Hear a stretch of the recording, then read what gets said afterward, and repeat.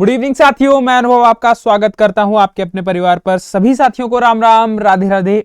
I hope आप लोग बहुत अच्छे होंगे, घर पर होंगे, स्वस्थ होंगे और अच्छे तरीके से आप सभी साथी अपनी पढ़ाई लिखाई को कर रहे होंगे। जितने भी दोस्त हैं, जितने भी भाई हैं, हमारे आरआरबी जेईई के परीक्षाओं में व्यस्त क्या हुए, यूपीपीएससी एई ने अपना जो है वो क्या कर दिया, नोटिफिकेशन रिलीज कर दिया। ठीक है, आना पहले था बट नहीं आ पाया, आपको बताया भी था कि थोड़ा सा डिले रहेगा। ठीक है, तो ये आपके पास नोटिफिकेशन आज आ चुका है। 17 दिसंबर आज तारीख है। ठीक है, Uttar Pradesh public service commission का नोटिफिकेशन जो है वो आप लोगों के सामने आउट हो चुका है। एडवर्टीजमेंट नंबर A9 इंजीनियरिंग 1/इंजीनियरिंग 1 2024, मतलब ये आपके पास एडवर्टीजमेंट नंबर है। ठीक है, कुछ इंपॉर्टेंट चीजें, सारी चीजों पर चर्चा करूंगा, सभी चीजें आप लोगों को बताऊंगा कि कैसे कैसे क्या है, कितनी वैकेंसी है, किस चीज में है, पैटर्न क्या रहेगा। पैटर्न के लिए बहुत आप लोग परेशान थे। मैंने कल परसों भी वीडियो किया था कि बताया था कि प्री मेंस और इंटरव्यू के ही रिस्पेक्ट में चीजें जाने वाली हैं, और वही देखने को मिला है। प्री मेंस एंड इंटरव्यू आपके पास यहां पर हो गया है। ठीक है, तो यहां पर अगर हम लोग बात करते हैं तो ये बेटा आपके पास क्या है भाई, इसमें स्टार्टिंग डेट आपके पास कब की है सर? ऑनलाइन स्टार्ट की, आज से ही आपके पास ऑनलाइन फॉर्म फिलअप होना स्टार्ट हो गए हैं। लास्ट डेट जो है वो आपकी कब है भाई? आपके पास 17 जनवरी है। करेक्शन की कोई डेट, मॉडिफिकेशन की कोई डेट आपके पास कब है सर? आपके पास 24 जनवरी है। ठीक है, इंपॉर्टेंट चीजें यहां पर आपको बहुत छोटा है, ये आपको टेलीग्राम पर मिल जाएगा। ठीक है, नोटिस में टेलीग्राम पर अपलोड करा दूंगा, आप लोगों को मिल जाएगा। ठीक, सबसे पहले फॉर्म फिल कैसे कर सकते हो, सभी चीजों पर एक एक करके चर्चा करेंगे। तो सबसे पहले आप लोगों के पास भाई क्या है, ओटीआर होना बहुत जरूरी है। ठीक है, ओटीआर होना आपके पास क्या है, बहुत जरूरी है। वन टाइम रजिस्ट्रेशन आपके पास होना बहुत जरूरी है। ठीक है, अभी सिर्फ जान लो कैसे करोगे, क्या करोगे, उस पर भी मैं वीडियो आप लोगों के लिए जल्द से जल्द बना दूंगा। कल आपको वो वीडियो मिल जाएगी। ठीक है, ओटीआर की वीडियो कल मिल जाएगी। कल आप लोग आरआरबी यही दे लो। ठीक है, कल आपको ओटीआर की वीडियो जो है वो मिल जाएगी। ठीक है, यहां पर आपके पास क्या है भाई, ओटीआर आपके पास क्या है, ओटीआर नंबर के बाद ही आप क्या कर पाओगे, जब आपको ओटीआर नंबर मिल जाएगा अपना, तब उसके बाद ही आप अपनी जो है फॉर्म को फिलअप कर पाओगे।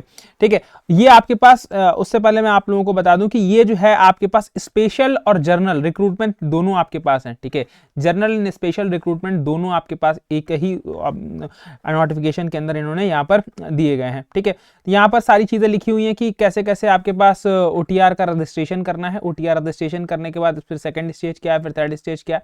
ठीक है, कि कैसे आपको फिल करना है। ओटीआर कर दोगे तो फिर आपको दोबारा अपनी डिटेल नहीं फैच करानी है। बस आपको फैच डिटेल कैसे करानी है, ओटीआर नंबर डाल के आप फैच करा लोगे और उसके बाद अपना पेमेंट कर दोगे, आपका फॉर्म जो है वो अप्रोक्सीमेटली आप मतलब वो फिलअप हो गया।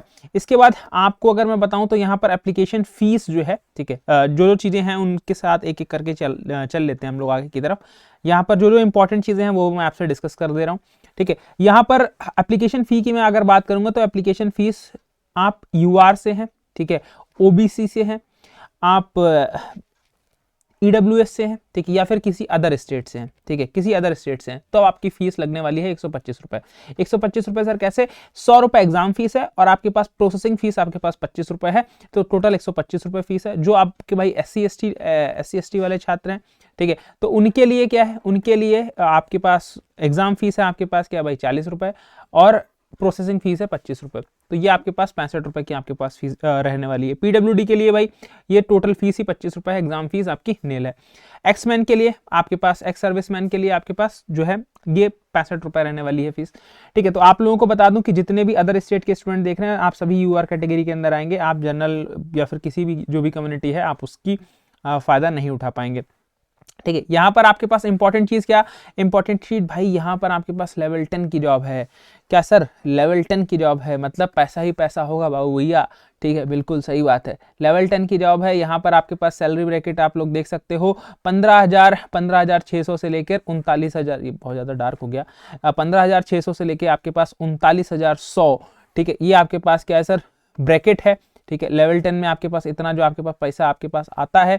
उसके बाद इसमें बहुत सारी चीजें बनती हैं। तो अराउंड अगर यूपी में एई की अगर बात करें तो पहली सैलरी जो है लगभग 70-75 हज़ार के आसपास जो है वो बनती है। टोटल वैकेंसीज जो अभी निकाली गई हैं 604 हैं। इसमें आपके पास एडअप या डिक्रीज भी हो सकती हैं, उसके लिए आयोग अपना स्वतंत्र है। कहाँ पर किसकी किस ब्रांच की कितनी वैकेंसी हैं उसका भी ब्यौरा दिया गया है। तो ये आप लोगों के लिए, ये आप लोगों को मैं अभी आगे थोड़ा सा बताऊंगा, ठीक है। रिजर्वेशन जो है वही चीज आपके पास लिखी है, रिजर्वेशन आपको यूपी के बेसिस के हिसाब से मिलेगा, कास्ट ऑफ यूपी पर मिलेगा, कास्ट ऑफ आपके पास इंडिया पर नहीं। मतलब अगर आप यूपी के रेसिडेंशियल हैं तभी आप रिजर्वेशन का फायदा जो है वो ले पाएंगे, ठीक है। चलिए, तो यहाँ पर अभी हम लोग आगे की तरफ चल देते हैं, और आगे की तरफ अगर मैं यहाँ से आपसे बात कर लूँ कि और क्या क्या चीज़ें हैं, और आपके पास तो यहाँ पर कोई खास इंपॉर्टेंट चीज़ नहीं है। यहाँ पर अब देखो, यहाँ पर किस किस पोस्ट की सीट निकाली गई है। ये मैकेनिकल वालों खुश हो जाओ, assistant engineer mechanical, irrigation and water resource department, ठीक है। बहुत जबरदस्त वैकेंसी आई है आपके पास बीटेक मैकेनिकल के लिए।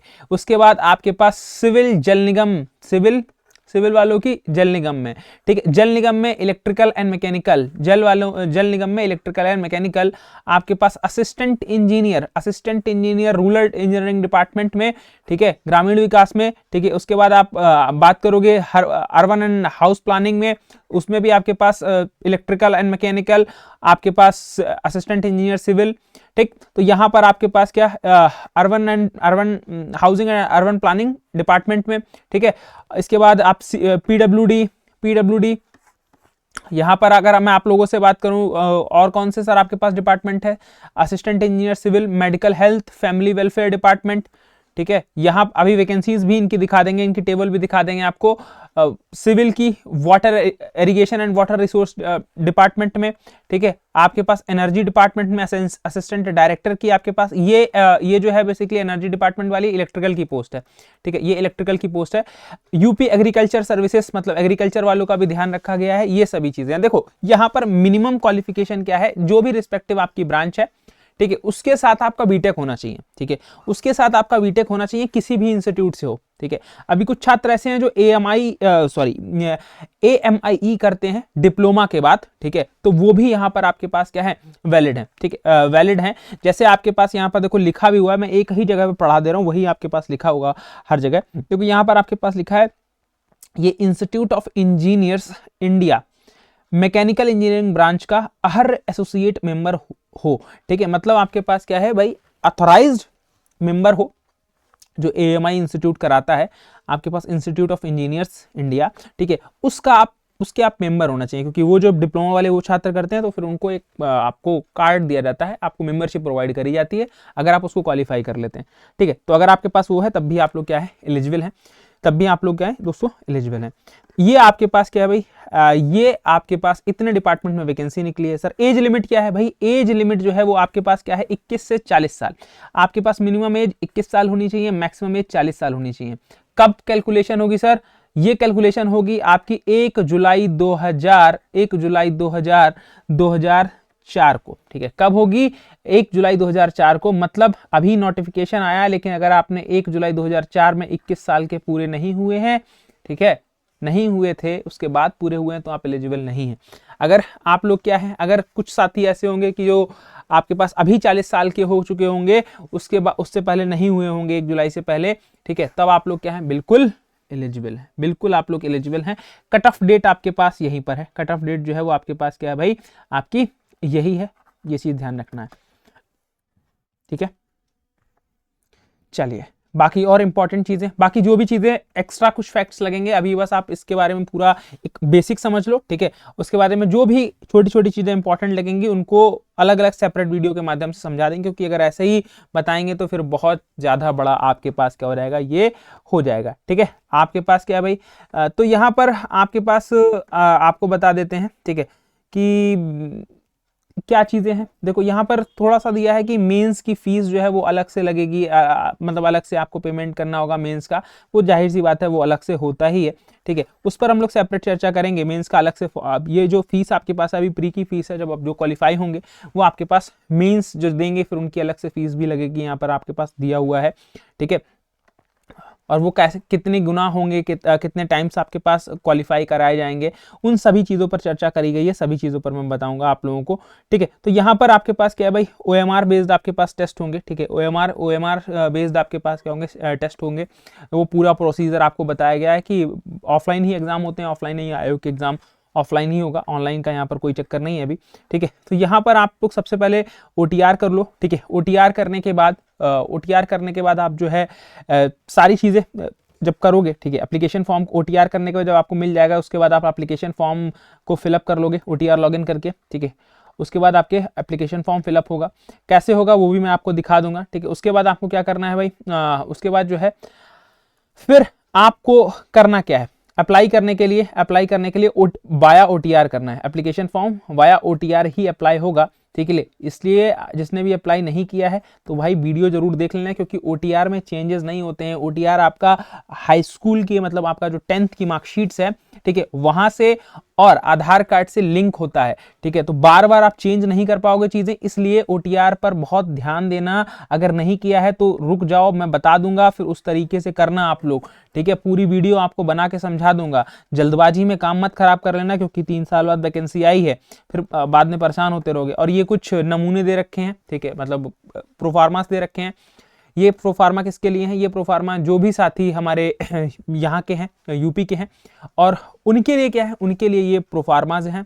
आप लोग अपना बनवा सकते हो और इसको यूटिलाइज कर सकते हो, ठीक है। आप अपना सर्टिफिकेट बनवा के उसको यूटिलाइज कर सकते हो। मेन इंपॉर्टेंट चीज क्या है, मेन इंपॉर्टेंट चीज तुम्हारे लिए है, यहाँ पर आ जाओ, आपके पास क्या, ये अपेंडिक्स 2 के अंदर, ठीक है, उत्तर प्रदेश सम्मिलित राज्य अभियंत्रण सेवा प्रथम चरण परीक्षा। अब ये जो प्रथम चरण परीक्षा है, परीक्षा योजना क्या है, एक पेपर होगा, एक प्रश्न पत्र होगा, इसमें 150 क्वेश्चन होंगे।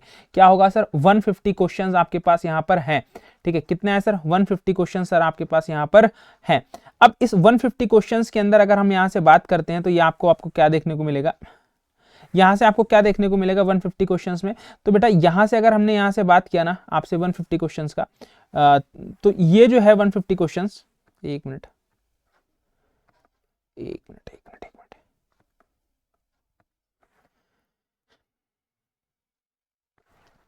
यहां पर 150 क्वेश्चंस में ये 3 पार्ट में डिवाइडेड है। मतलब यहां पर आपके पास 25 क्वेश्चन आपके पास किसके होंगे भाई, जीएस के होंगे, ठीक है, 25 जीएस के होंगे। 25 आपके पास किसके होंगे भाई, हिंदी के होंगे, जनरल हिंदी के होंगे, ठीक है। और आपके पास कितना भाई, 100 क्वेश्चन जो है वो आपके पास किसके होंगे, इंजीनियरिंग एप्टीट्यूड के होंगे। किसके होंगे, इंजीनियरिंग एप्टीट्यूड के होंगे, ठीक है। अब इंजीनियरिंग एप्टीट्यूड, सर जीएस पता है, सर हिंदी पता है, ठीक है, लेकिन सर इंजीनियरिंग एप्टीट्यूड क्या है, यहां पर आपके पास कुछ सब्जेक्ट दे रखे हैं। उससे पहले ये चीज समझ लो, ये आपके पास क्या है सर, जो प्री है ये सिर्फ और सिर्फ क्वालिफाइंग नेचर का है। कैसा है सर, क्वालिफाइंग नेचर का है, ठीक है। ये आपके पास सिर्फ और सिर्फ क्वालिफाइंग नेचर का है, इसमें ज्यादा आपको लोड लेने की जरूरत नहीं है, ठीक है। ज्यादा लोड लेने की जरूरत नहीं है, बस इसको क्वालिफाई करना है। इसमें नंबर ज्यादा आएंगे कम आएंगे कोई मतलब नहीं। मतलब यहां पर आपके पास आपका टारगेट रहना चाहिए कि 150 में से कैसे जो है वो हम 100 क्वेश्चन ठीक कर लें और प्री में मेंस में बैठ जाएं, ठीक है। इतना ही जाएगा, अभी से मैं बता दे रहा हूं, ठीक है, अभी से मैं बता दे रहा हूं। लोग 200 चिल्लाएं है, 300 चिल्लाएं है, ठीक है, मतलब अलग अलग चीजें सब लोग बोलेंगे, ठीक है, जितने मुंह उतनी बातें हो जाएंगी। बट क्या है, आयोग जो है वो 150 में से आप देखोगे, जब पेपर आप अटेम्प्ट करोगे आप लोग, ठीक है, 100 क्वेश्चन के अबाउट जो है वो आपके पास क्या होगा, जिसने नेट में 100 कर दिए सही, वो आप लोग क्या करोगे, आप दोगे मेंस, ठीक है, आप दोगे मेंस, ठीक है। तो यहां पर अगर मैं बात करूं, यहां पर आपके पास कितने गुना, 15 टाइम्स आप अभ्यर्थी जो है वो आपके पास द्वितीय चरण मुख्य परीक्षा में सम्मिलित किए जाएंगे, ठीक है। अब यहां पर समय समय पर जो प्रक्रियागत निर्णय लिए जाएंगे वो प्रभावी होंगे, ये चीज आपको समझनी है, ठीक है। हो सकता है कुछ ये अपना चेंज करें कि 12% लें, 10% लें, 20% लें, वो इनके ऊपर है, वो इन्होंने यहाँ पर क्लियरली मेंशन कर दिया है, ये आपका चैलेंज नहीं हो सकता, ठीक है। इसके बाद आपके पास सामान्य ज्ञान में आपके पास क्या है, समसामयिक घटनाएं, करंट अफेयर्स, वैज्ञानिक पहलुओं का ध्यान रखते हुए, ठीक है, आपके जो मतलब आप डे टू डे लाइफ में देखते हो उन सभी पर बेस्ड, इतिहास, राजनीति, भूगोल के ऐसे प्रश्न पत्र जिसके लिए विशेष अध्ययन किए बिना ही आप लोग क्या कर सकते हो, उसको दे सकते हो, वो आप लोग यहाँ से क्या कर सकते हो, बिल्कुल आपके लिए फ्रूटफुल है। हिंदी के लिए अगर बताया जाए तो यहाँ पर भाई आपका हिंदी भाषा में आपको समझ होनी चाहिए, क्योंकि यूपी में सारी चीजें जो है वो हिंदी रिलेटेड ही हैं। तो हिंदी प्री में भी रखा गया है और मेंस में भी रखा गया है, और जो कि बहुत अच्छी चीज है, कोई भी इस चीज को नकारे। बट यूपी में काम करना है तो आप एटलीस्ट हिंदी भाषी होने चाहिए, हिंदी का आपको प्रॉपरली ज्ञान होना चाहिए, ठीक है, प्रॉपरली ज्ञान होना चाहिए, जो कि बहुत अच्छी चीज है, बहुत अच्छा चेंज हुआ है, ठीक है। इसके बाद मैं अगर बात करूं इंजीनियरिंग एप्टीट्यूड में ये 22 टॉपिक्स दिए हुए हैं, ठीक है। इसमें से कुछ इंजीनियरिंग सर्विसेज के टॉपिक हैं, कुछ एक्स्ट्रा टॉपिक जोड़े गए हैं, ठीक है, कुछ एक्स्ट्रा टॉपिक जोड़े गए हैं, ठीक है, कुछ कंप्यूटर फंडामेंटल के टॉपिक्स हैं। तो ये चीज आप लोग थोड़ा सा देखिएगा बहुत अच्छे तरीके से। यहाँ पर आपके पास क्या है, general principle and design and drawing, basically drawing आपके पास, इंजीनियरिंग मटेरियल्स मतलब मटेरियल साइंस जो फर्स्ट ईयर में पढ़ते थे, बेसिक्स ऑफ थर्मोडायनेमिक्स, फिजिक्स में भी पढ़ते हो, केमिस्ट्री में भी पढ़ते हो, बस वही वाली, water resource and conservation process, water resource, ठीक है, प्रोजेक्ट मैनेजमेंट, ठीक है, industrial safety and standards, information and communication technology, ठीक है, आईसीटी। इसके बाद basics of artificial intelligence and robotics, types of machinery and maintenance, green energy, ठीक है, मतलब सिविल का भी ध्यान रखा गया है, इलेक्ट्रिकल का भी ध्यान रखा गया है, मैकेनिकल का भी ध्यान रखा गया है, और तुम्हारी कॉमन अवेयरनेस का भी ध्यान रखा गया है। Basics of measurement and instrumentation, ठीक है, energy conservation principle, disaster management, ethics and values in engineering profession, तुम्हारी एथिक्स क्या है, तुम्हारे वैल्यूज क्या होने चाहिए इंजीनियरिंग प्रोफेशन के अंदर, quality control, intellectual property rights, BPO, ठीक है, human health and sanitation, handling and storage of products, climate change, production and construction. ये आपके पास, इसके अलावा 2 पॉइंट्स और हैं, 2 पॉइंट्स आपके पास और हैं, 2 पॉइंट्स आपके पास ये रहे, क्या आपके पास recent development in applied science, applied sciences के अंदर अभी रिसेंट में डेवलपमेंट कौन कौन से हुए हैं उनके बारे में, और आपके पास रोल क्या है आपके पास साइंस टेक का आपकी डेली लाइफ में, उसके बारे में। तो ये आपके पास क्या है, ये जो है आपके पास ये जो टॉपिक्स हैं, ठीक है, तो यहां पर ये जो 22 टॉपिक दिए हैं, ठीक है, इनसे आएंगे 100 क्वेश्चन, इनसे आएंगे कितने 100 क्वेश्चन, और ऊपर वाले टॉपिक से आपके पास कितने आएंगे 25-25 क्वेश्चन, तो टोटल हो गए 150 क्वेश्चन, ठीक है। और इन 150 क्वेश्चन के लिए आपको 2 घंटे का समय दिया जाएगा, 2 घंटे का समय दिया जाएगा, ठीक है। तो ये बहुत अच्छी चीज है, ये आपके पास क्या है, बहुत अच्छी चीज जो है यहाँ पर आपके पास हो गई है, ठीक है। तो पैटर्न चेंज हुआ है, ठीक है, अच्छी तरीके से चेंज हुआ है, ठीक है। सिर्फ एक पेपर पढ़ के रट के नहीं पास हो सकते, अब आपको थोड़ा सा अपना दिमाग के चक्षु जो हैं, दिमाग के जो नेत्र हैं, उनको खोलना पड़ेगा, ठीक है। तो ये इंपॉर्टेंट है। अब इसके बाद मेंस कैसा होगा सर, मेंस में क्या चेंज हुआ है भाई, मेंस जो है वो आपके पास जैसा पुराना इनका सिलेक्शन का क्राइटेरिया था वही रखा गया, उसको छेड़ा नहीं गया। मतलब आपके पास 2 पेपर होंगे मेंस में, ठीक है, मेंस में क्या होगा आपके पास 2 पेपर, ठीक है, 2 पेपर होंगे मेंस में। मेंस का एक पेपर जो है, ठीक है, एक पेपर जो है वो हिंदी के साथ इंजीनियरिंग के कुछ सब्जेक्ट, और दूसरा पेपर आपके पास जीएस के साथ इंजीनियरिंग के कुछ सब्जेक्ट, ठीक है। 3-3 घंटे के ये पेपर होंगे, ठीक है। हर पेपर में 125 क्वेश्चन होंगे, हर पेपर में कितने क्वेश्चन होंगे 125 क्वेश्चन आपके पास क्या होंगे सर, होंगे, ठीक है। हर क्वेश्चन 3 नंबर का होगा। तो ये आपके पास मेंस जो है वो कितना हो गया, मेंस आपके पास 750 नंबर का होगा, ये आपके पास मेरिट डिसाइड करेगा 750 नंबर, ठीक है। और उसके बाद तीसरा चरण आपका क्या है भाई, साक्षात्कार, मतलब इंटरव्यू आपके पास थर्ड स्टेज में आपके पास होगा, ठीक है। तो ये चीजें हैं। उसके बाद हिंदी और जीएस आपको यहाँ पर भी पढ़नी है, मेंस में भी पढ़नी है, तो ये इंपॉर्टेंट चीज है, ये चीज ध्यान रखना, ये चीज आप लोग ध्यान रखिएगा, ठीक है। इसके बाद सिविल के सब्जेक्ट्स हैं, यहाँ पर सिविल का सिलेबस कंप्लीटली डिफाइन करा गया है, सिविल का सिलेबस कंप्लीटली डिफाइन किया गया है। सिविल के बाद अगर हम लोग बात करें, सिविल के पेपर 1 में कौन कौन से टॉपिक्स हैं, ठीक है, वो चीज़ें सिविल के पेपर 2 के अंदर कौन कौन से टॉपिक्स हैं, इस पर आपकी फैकल्टी जो है, रिस्पेक्टिव फैकल्टी वो डिटेल डिस्कशन कर देगी, ठीक है, डिटेल में डिस्कशन हो जाएगा। इसी तरीके से मैकेनिकल के जो सब्जेक्ट्स हैं, ठीक है, अगर मैं बात करूँ मैकेनिकल इंजीनियरिंग के सब्जेक्ट्स की, तो मैकेनिकल इंजीनियरिंग के सब्जेक्ट्स मैं भी आपको एक सेपरेट वीडियो में सब्जेक्ट्स के बारे में डिस्कशन करूंगा, ठीक है। तो यहाँ पर आपके पास क्या है, ये मैकेनिकल इंजीनियरिंग के जो सब्जेक्ट्स हैं उनके बारे में यहाँ पर दिखाया गया, ठीक है। पेपर 1 के अंदर कौन से होंगे, पेपर 2 के अंदर सब्जेक्ट्स यहाँ पर कौन कौन से होंगे, तो उनके बारे में बताया गया है, मतलब thermodynamics, FM, heat transfer, energy conservation, और आपके पास एनवायरमेंटल कंट्रोल, ठीक। यहाँ पर पेपर 1 के अंदर आप अगर देखो तो आपके पास कौन कौन से, mechanics, Tom, design, EM, manufacturing, industrial, robotics, ठीक है। तो ये आपके पास पेपर 1 के सब्जेक्ट है, मतलब सारे सब्जेक्ट्स को कवर कर दिया गया है, इसी तरीके से इलेक्ट्रिकल के सब्जेक्ट्स यहाँ पर आपके पास मेंशन्ड है, इलेक्ट्रिकल के सब्जेक्ट्स जो हैं वो यहाँ पर मेंशन्ड है, इलेक्ट्रिकल के पेपर 1, इलेक्ट्रिकल का पेपर 2, ठीक है। यहाँ पर आपके पास एग्रीकल्चर का भी पेपर 1, ठीक है, एग्रीकल्चर का भी पेपर 1, पेपर 2 का सिलेबस ये आपको मिल जाएगा, ये आप डिटेल में आप देख सकते हैं, ठीक है। अभी मैं इंपॉर्टेंट चीज़ आप लोगों के साथ डिस्कस कर लेता हूँ जो बहुत ज़्यादा जरूरी है समझना, ठीक है। ये पेपर 2 एग्रीकल्चर इंजीनियरिंग के लिए, ठीक है, तो ये सारी चीज़ें आपको पास दे रखी हैं। यहाँ पर अगर आप बात करोगे, ठीक है, यहाँ पर अगर आप लोग बात करोगे तो यहाँ से आपके पास जो जनरल रिक्रूटमेंट है, ठीक है, एक्चुअली अगर जो जनरल रिक्रूटमेंट की हम लोग बात करें तो स्पेशल में तो सिर्फ सिविल की वैकेंसी है। जनरल रिक्रूटमेंट में मैं बात करूं तो यहाँ पर आप लोगों को समझना है कितनी वैकेंसीज आप लोगों के लिए हैं, ठीक है। तो यहाँ पर सबसे पहले मैं मैकेनिकल की बात कर लेता हूँ। तो देखो मैकेनिकल की सबसे इरिगेशन डिपार्टमेंट में टोटल वैकेंसीज है 77, ठीक है। उसके बाद आपके पास इलेक्ट्रिकल और मैकेनिकल, ठीक है, इलेक्ट्रिकल और मैकेनिकल जो है तो यहाँ पर भी आपके पास कितनी 14 सीट है, ठीक है, 14 सीट है। यहाँ पर house and urban planning department में 8 सीटें हैं, मतलब ये बाइफर्केशन नहीं कर रहा हूँ, ठीक है, ये मैं आपको टोटल वैकेंसीज बता रहा हूँ, टोटल वैकेंसीज जो है वो यहाँ पर बता रहा हूँ। इसके बाद आपके पास आई थिंक इलेक्ट्रिकल की और अलग रह गई होगी, हाँ इलेक्ट्रिकल की अलग रह गई है आपके पास, बाकी सारी सिविल की सीट्स हैं। देखो अब यहाँ पर देखो मैकेनिकल की अगर देखो लो जर्नली आप मोटा मोटी, ठीक है, तो ये आपके पास 14 और 8 22, ठीक है, 22 लगभग 90 सीट्स जो हैं वो मैकेनिकल की हैं। कितनी आपके पास 90, ठीक है, 90 अराउंड मैकेनिकल की हैं अराउंड में। अब सिविल की बात कर लो यहाँ से तो 10765 आपके पास कितनी हो गई भाई, आपके पास 170 यहीं पर हो गई, ठीक है। किस किस डिपार्टमेंट में, जल निगम में हो गया, ठीक है, रूरल इंजीनियरिंग डिपार्टमेंट RED में हो गया, ठीक है। इसके बाद आप अगर यहाँ पर बात करो, ठीक है, यहाँ से हम लोग ऊपर से ही आ जाते हैं, ठीक है।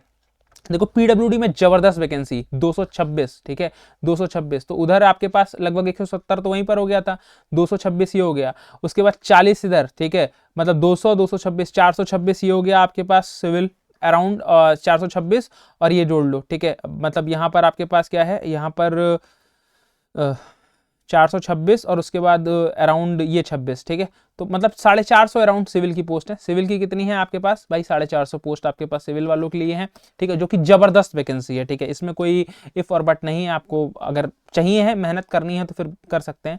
इलेक्ट्रिकल वालों के लिए 7 पोस्ट इधर हो गई और 7 पोस्ट इधर हो गई, और आपके पास क्या है भाई, आपके पास कुछ पोस्ट मैकेनिकल के साथ कॉमन भी हैं, कंबाइंड भी हैं, आप उनको भी देख सकते हैं, ठीक है, उनको भी देख सकते हैं। 22 पोस्ट इधर हो, तो मतलब 29 पोस्ट इलेक्ट्रिकल के लिए हैं, ठीक है।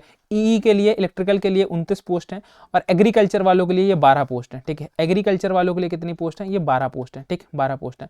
अब यहाँ पर स्पेशल जो रिक्रूटमेंट है ना, स्पेशल रिक्रूटमेंट है आपका इरिगेशन डिपार्टमेंट में। यहाँ पर आपके पास किसके लिए, सिर्फ OBC और ST के लिए है। यहाँ पर जनरल वैकेंसी कोई नहीं है, यहाँ पर OBC और ST ही है, ठीक है। यहाँ पर आपके पास 22 सीटें हैं OBC और ST की, ठीक है, OBC और ST की 22 सीटें हैं, ठीक है। इसमें आपके पास बाइफर्केशन भी दिखाया गया है, जैसे आपके पास अनरिजर्व में कितनी है, SC में कितनी, ST में कितनी, OBC में कितनी, ठीक है, एक्समैन की कितनी, PH की कितनी, सभी चीजें बाइफर्केट किया गया बहुत अच्छे तरीके से। तो इसकी ये जो कंप्लीट आपके पास नोटिफिकेशन है, ठीक है, ये वाला जो कंप्लीट नोटिफिकेशन है, ये आपको, ये जो है दोस्तों आपको, एक मिनट, हाँ, तो ये आपको जो है चैनल पर टेलीग्राम पर मैं अपलोड करा दूंगा, ठीक है। बाकी आप लोगों को अगर डाउनलोड करना है, खुद से देखना है, तो आप UPPSC.nic.in से आप क्या कर सकते हैं, देख सकते हैं। और भाई आप लोगों को तैयारी कैसे करनी है, क्या करना है, इस पर पूरी प्लानिंग, ठीक है, हाउ टू प्रिपेयर, ठीक है, हाउ टू प्रिपेयर मतलब आपको कैसे प्रिपरेशन करनी है, ठीक है, हाउ टू प्रिपेयर आपके मन में ये होगा, ठीक है। दूसरे उससे पहले सवाल यही होगा, how to fill form, how to fill up form, यही आपके मन में होगा, ठीक है। तीसरा सवाल आपके मन में ये भी हो सकता है कि सर हम कहाँ से पढ़ें, ठीक है, वो हाउ टू प्रिपेयर में आपके पास मैं कवर कर दूंगा, ठीक है। How to fill up form, ठीक है सर, स्ट्रेटजी क्या रहनी चाहिए, ठीक है, स्ट्रेटजी सर हमारे पास क्या रहनी चाहिए, ठीक सर। एग्जाम कब तक होगा, ठीक है, एग्जाम कब तक हो, तो एग्जाम कब तक आपके पास होगा, ठीक है। तो ये इन सभी चीजों पर चर्चा जो है वो हम लोग एक एक करके सभी चीजों पर चर्चा हम लोग कर लेंगे, ठीक है। तो यहाँ पर जो है, यहाँ पर आप लोगों के लिए ये बहुत इंपॉर्टेंट, बहुत जबरदस्त एक नोटिफिकेशन आया है, तो इस पर आप लोग क्या कर जाओ, बिल्कुल लग जाओ, ठीक है, बिल्कुल लग जाओ, तो सारी चीजें आपको पता चलेंगी, ठीक है। UPPSC AE का जो नोटिफिकेशन आया, इसके रिगार्डिंग आपका कोई भी डाउट है ना, कोई भी डाउट है, मतलब आपको कोई भी डाउट है तो आप कमेंट जरूर करो, ठीक है, कमेंट करो, उसके बाद जो है हम लोग इस पर डिस्कशन करेंगे। आप कमेंट डाउन करो इसको, फिर इसको हम लोग क्या करते हैं, डिस्कशन करते हैं। आपकी जो भी क्वेरीज हैं, ठीक है, क्वेरीज जो भी हैं तो उनको हम लोग क्या कर लेंगे, उनको हम लोग सॉल्व आउट कर लेंगे, ठीक है। उनको हम लोग क्या कर देंगे, उनको हम लोग सॉल्व आउट कर देंगे।